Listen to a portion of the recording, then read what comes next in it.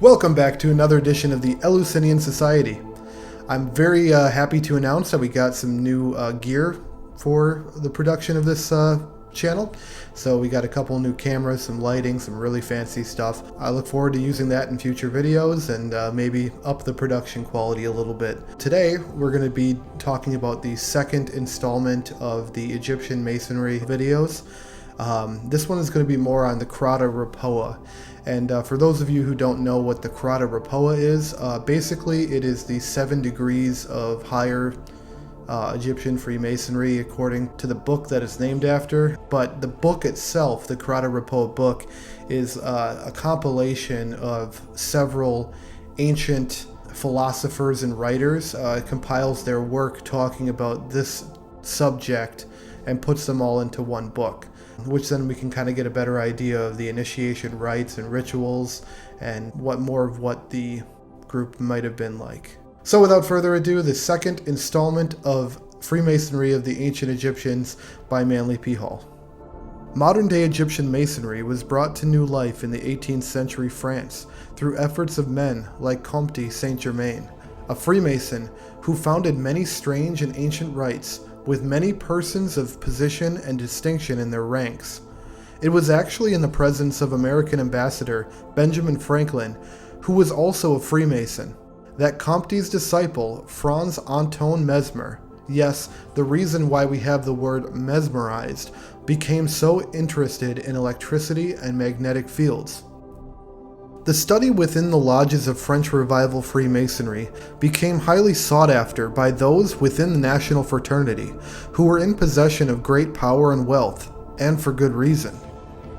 All Masons today practice rituals with allegories based on the stories of King Solomon's temple, yet will always find an interest in Egypt and the symbolism of the pyramid. For those of you who have followed my channel for a while, you know that most people have a guilty pleasure like Justin Bieber or watching Dance Moms for 4 hours straight. Don't even speak to me. Tarot card symbolism is kind of my personal guilty pleasure. This book adds in the works of Court de Gebelin, who was an Egyptologist and member of the French Academy, who studied ancient lore of the Egyptian priests and personally sought to revive the subject of tarot cards, which were nearly forgotten at the time. Gebelin proposed that tarot cards were leaves of a sacred book, which came from the hands of ancient Egyptian priests, and that the images represented physical and metaphysical symbols of great importance. Modern-day Freemasonry was founded in 1706, and in the century following the revival, other groups in the same hemisphere also began to reignite old flames, which had dimmed with the passage of time. Members of the Rosicrucians, which was a Christian-based alchemic order, wrote several 18th century texts on evidence that supports the fact that one group of men was behind much of the philosophical productions of French Freemasonry at the time. You see, according to these texts, the works of nearly all Masonic literature on the rituals of ancient Egyptians comes from a source known as the Crata Repoa, which I mentioned at the beginning of this series. The Crata Repoa was a text from 1770 Germany, which was published without an author or printer. Its origin is completely unknown. What we do know is that a second edition was printed in 1778 in Berlin, with an addition in the front of the book that tells of a search for the original author across all of Germany, but coming up empty-handed. It was translated into French by an old man who was a Mason and knew both French and German. This mysterious piece of literature is made up of fragments from numerous ancient authors, and would appear that the book was not so much written as compiled. Many classical philosophers and members of the ancient mystery schools have their writings in this book, complete with rituals and initiatory rites, first-hand accounts of the initiates themselves.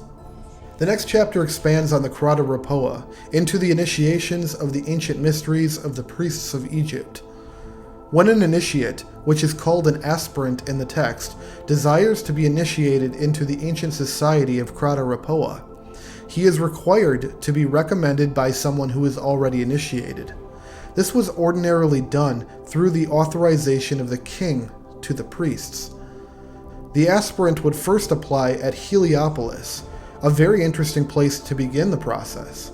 Heliopolis, or the City of the Sun, is one of the oldest cities in Egypt, which was a major religious center for the citizens of ancient Kemet. As the 9 principal deities named the Ennead of Heliopolis all had places of worship there.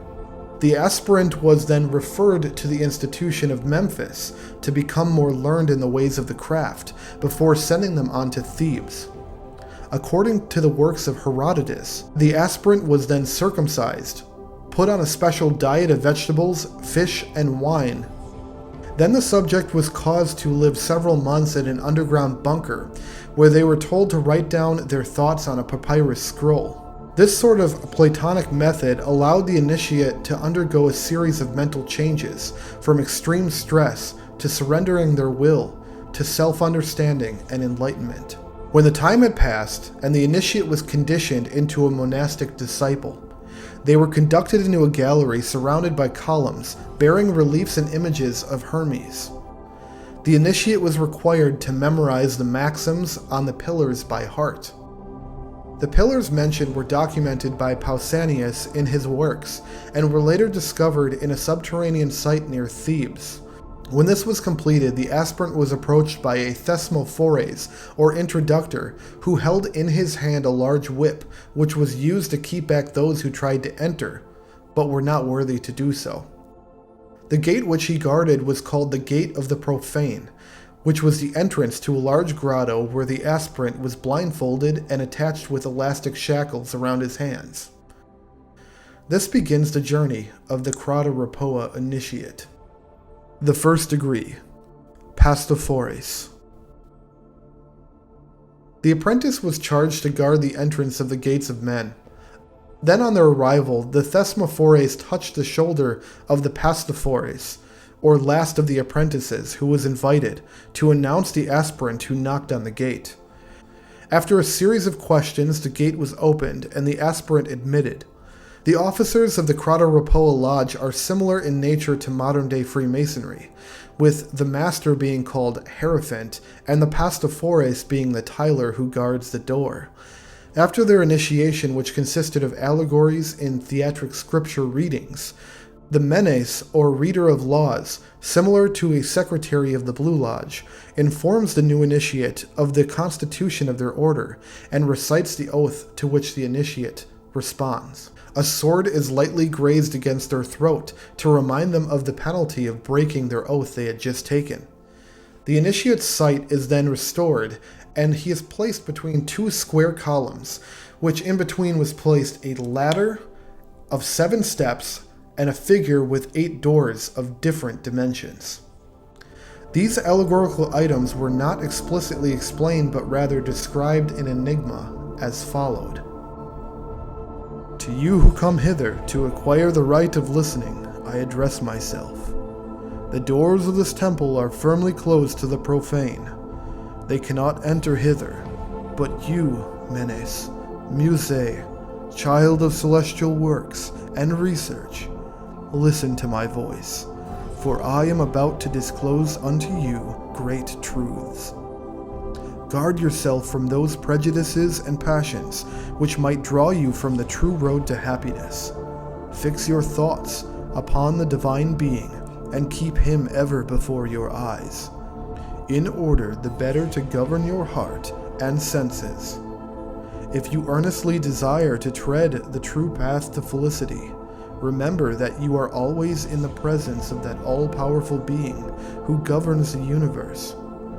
This sole being has produced all things. Through him they exist.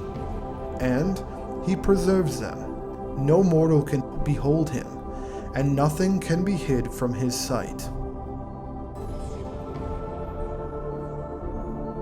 Interestingly enough, as powerful as this speech is, it leads to a demonstration where the initiate climbs the ladder, which represents the metempsychosis, death and rebirth.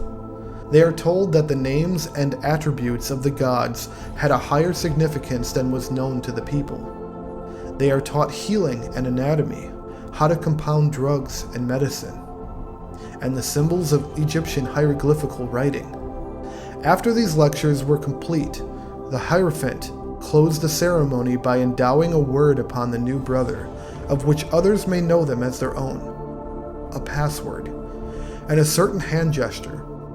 He was clothed in a hooded robe which maintained the shape of a pyramid around the head, his loins covered with an apron called a xylon, and around his neck a collar with tassels. He was then given the special duty of guarding the gates of man, where he would hold the scourge that kept him from entering just moments earlier. I thank you for joining us on this video, the first degree of the Crata Repoa in Freemasonry of the Ancient Egyptians. Make sure to like, comment, and subscribe to see our next video, where we'll be touching on the Neochorus, or the second degree of the Crata Repoa. Thank you.